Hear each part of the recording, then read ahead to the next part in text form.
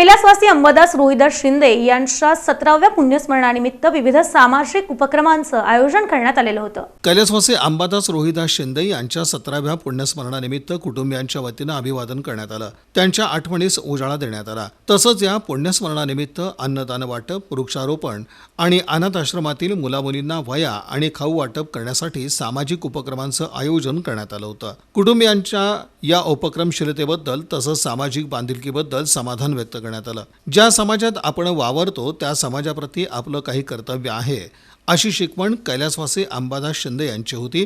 यास अनुसरून विविध सामाजिक उपक्रम हाती घेतल्याचं कुटुंबियांच्या वतीनं सांगण्यात आलं।